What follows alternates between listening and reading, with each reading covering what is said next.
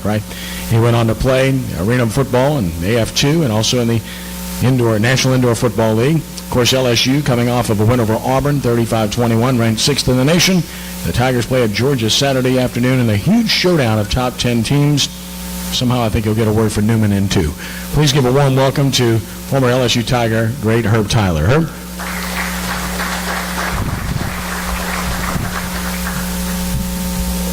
Good afternoon, guys and ladies as well. I sure will get at least one or two words about Newman in today. Don't worry about that. That's coming.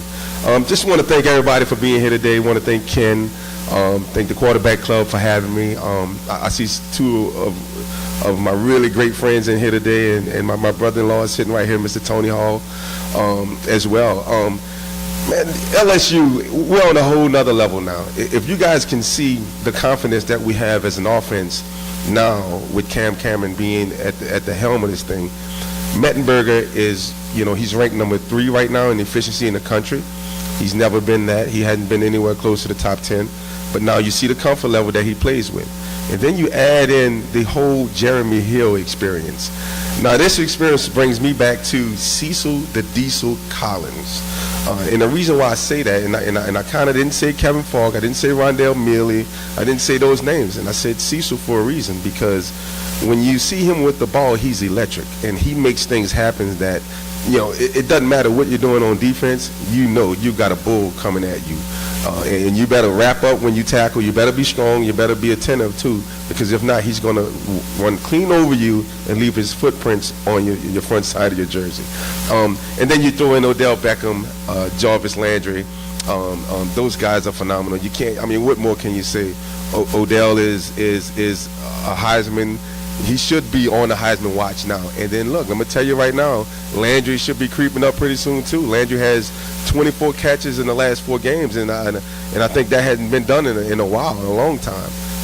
And our defense right now, we're young, but we're making plays, and we're finishing games. And that's what you need to do. You just need to fly around the ball on defense. You don't have to be perfect all the time. You don't have to make every defensive stop, 3 downs and out for the offense, the opposing offense. You just have to stop them when the time is there and the time comes. They make plays. The younger guys are making plays. One of my favorite players, he's just starting to play, starting to come onto the scene, is Thomas from Old Perry Walker. He's a cornerback, number 13. He's making some plays as well. As a whole, our Tigers are great. Our special teams, they're pretty tough. We've got speed everywhere. We're strong. We block. We maintain our positions wherever we are, and then once you pull it all together, you see what we're getting right now. I think the number 6 ranked team in the country going into this particular weekend. However, you'll see us rise pretty quickly after Saturday's game. I think we're going to go out Saturday and we're going to put a complete total team effort in against Georgia. They have a great quarterback. They have a great running back as well in Gurley. However, I just think that we're flying on a whole nother radar right now, and it's going to be tough for anybody to come in and beat us. It doesn't matter who they are, doesn't matter who they have. Les Miles has finally given up the reins of the play calling duties. Now, I don't know that for sure. I'm just saying that based off of what I've seen over the last few years. However, I will say he's given it up to one of the best people he possibly can in Cam Cameron. In talking to Cam Cameron about a month or so ago, he told me straight up, he said, Herb, we want to play fast, we want to utilize all the talent that we have, and we want to put our guys in great situations to be successful. And I think over the course of the past 3 games, you've seen that, we've all seen that. So our Tigers, man, are on a whole nother level. We're ready to start flying to the national championship. I'm kind of early in saying that, but I believe that we can have a really good shot at that. We have to get through the SEC West first. It was a real good test in the rain this weekend against Auburn. That's always a tough game, 2 fighting Tigers, but like I always say, the true Tigers stood tall on that particular game on Saturday night.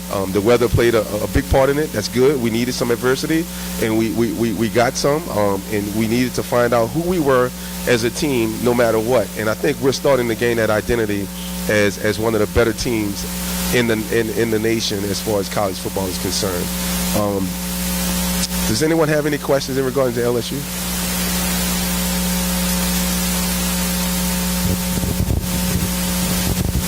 Tell me about quarterback depth. Mettenberg goes down. What happens? Anthony Jennings, he's going to be the backup. I mean, he's our backup. He's young. He's a freshman, true freshman. But he came in early. He didn't come in August. He came in January. The coaches are extremely high on him. He has all the athletic ability in the world. He's very, very intelligent, and he's a leader. At the quarterback position, you need those things. I don't think that you can be successful as a quarterback, first of all, without understanding and knowing the game. And he knows the game. He's not afraid to make any mistakes, and that's pretty good. At that age, you're going to make mistakes. It doesn't matter really what age. You're going to make mistakes. It's how you forget about him as a quarterback, and how you bounce back from those mistakes is what makes you a better player or a successful player, shall I say. After that, I would think that Steven Rivers would be the third-team guy to come up, or maybe Bolden. It's kind of difficult because Mettenberger and Jennings has pretty much separated themselves from everybody else.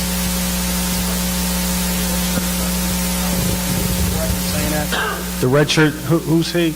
I'm not sure of his name, but I've heard some. He's got some time. He's not quite where they want him to be as of right now. If you notice, I mean, you're really not hearing any rumblings about him at all.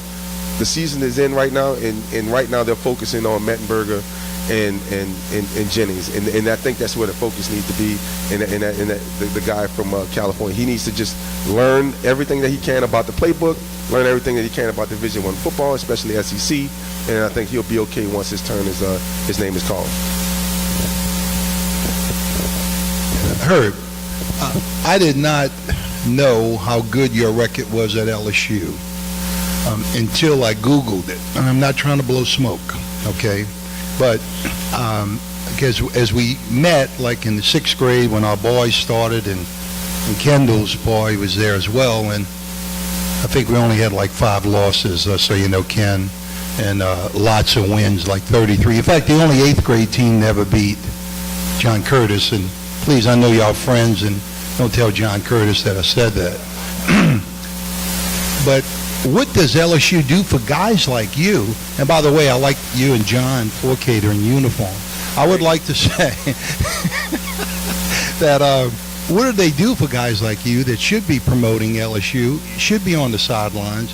Because I showed it to a group of Alabama guys. As you know, I got a store in Mobile, and they didn't know how good you were. So, and I'm not blowing smoke again. I'm telling you, what does LSU do for guys like you promoting this across the country? Because you do have a great record.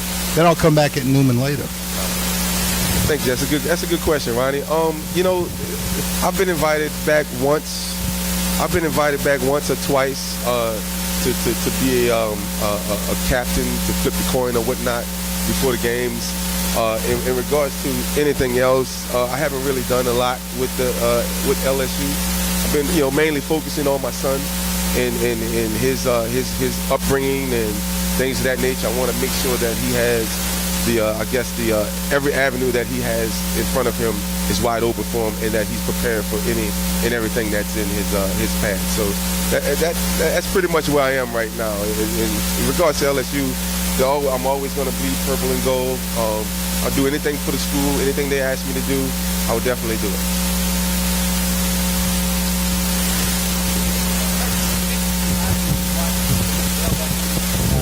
What about Mettenberger? I mean, Heisman Trophy winners usually quarterbacks, and if he keeps playing like he is, wouldn't you think he'd be a candidate? I agree 100%. I think that he should definitely, his name should at least start to rise a little bit.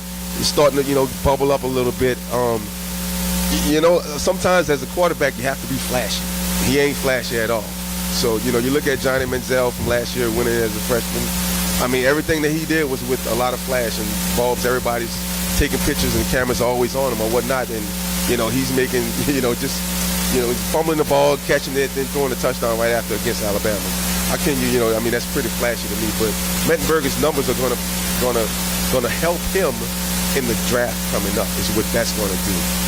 Whether he wins the Heisman or not, if he continues to play as he is now, he's going to be rated as one of the highest quarterbacks coming out, especially having the experience of being coached by Cam Newton. How many games did you start? I know Tommy Hodson maybe started as a freshman also. Do you have the record, or he? Tommy has the most wins in LSU history. I have 27 or 28, and I want to say Tommy has 30 or 31 wins total. So I'm second all time most wins at LSU. I played my true freshman year. I started the 7th game of the season. So, and then from that point on, I started every other game after that. So it was a pretty impressive run, I would say. Won 3 bowl games straight.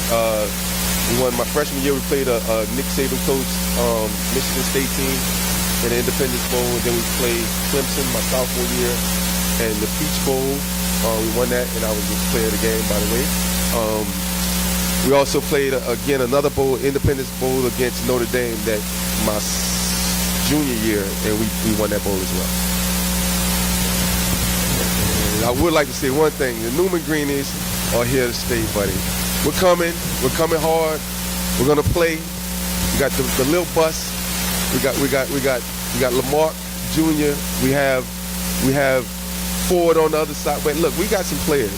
I know a lot of people are talking about certain things and certain, other teams. However, we like that. We like to fly under the radar. It's kind of difficult when you're scoring 50 points a game, though.